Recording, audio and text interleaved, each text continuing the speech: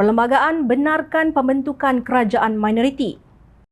Bekas Timbalan Menteri Undang-Undang Muhammad Hanifah Maidin berkata Perlembagaan Malaysia membenarkan pembentukan kerajaan minoriti. Kerajaan ini dibenarkan apabila berlaku parlimen tergantung atau hang parlimen seperti yang terjadi pada pilihan raya umum ke-15 baru-baru ini.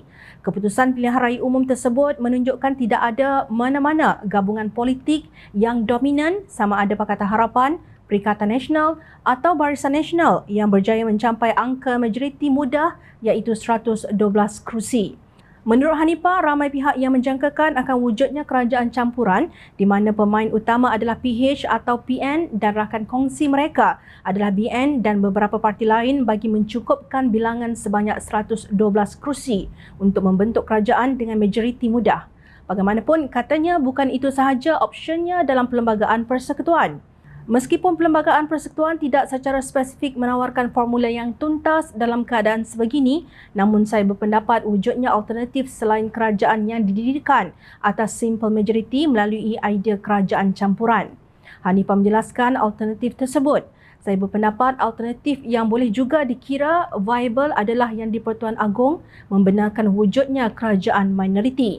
Dalam konteks di peringkat persekutuan, saya bersetuju dengan pendapat Profesor Shad Faruqi bahawa dalam situasi sekarang mungkin yang di-Pertuan Agong bukan hanya sekadar melihat dari sudut angka sahaja bagi melantik seorang Perdana Menteri, ujarnya dalam satu kenyataan. Beliau berpendapat kewujudan kerajaan minoriti disebabkan PH yang dihadapan dari sudut memiliki majoriti kerusi iaitu 82. Maka PH sewajarnya dibenarkan untuk membentuk kerajaan minoriti adalah tidak salah dalam konteks perlembagaan. Mengenai aspek kestabilan kerajaan minoriti, Hanifah berkata, saya hujahkan dengan adanya undang-undang anti lompat, insya-Allah ia akan boleh menjadi kerajaan yang stabil meskipun ia hanya berstatus kerajaan minoriti. Mungkin juga ada yang bertanya macam mana sekiranya ada undi tidak percaya. Saya katakan fenomena undi tidak percaya boleh diatasi melalui sebuah mekanisme yang dipanggil CSA, Confidence Supply Agreement atau perjanjian keyakinan dan pembekalan dimeterai dengan gabungan politik atau dengan parti-parti politik tertentu. Jelasnya, CSA menghadkan tindakan pihak yang terbabit dalam perjanjian tersebut.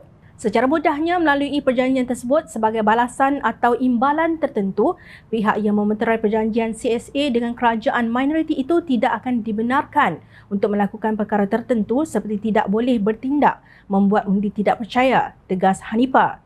Di bawah perkara 40-2-A dan 43-2-A, pelantikan Perdana Menteri adalah fungsi budi bicara yang di-Pertuan Agong yang tidak diragui, kata Shad Faruqi dalam satu rencana. Sementara itu, 4 bekas Presiden Majlis Peguam dan beberapa aktivis berkata parti termasuk gabungan parti yang mempunyai bilangan kerusi tertinggi wajar terlebih dahulu diminta oleh Yang di-Pertuan Agong untuk membentuk kerajaan. Menurut mereka, selepas itu terpulang kepada parti berkenaan mendapatkan mana-mana pihak lain yang bersetuju menyertainya bagi memperolehi bilangan kerusi yang mencukupi untuk memperolehi majoriti ahli Dewan Rakyat. Dalam konteks sekarang, Gabungan Pakatan Harapan telah memperolehi jumlah undi terbesar 82.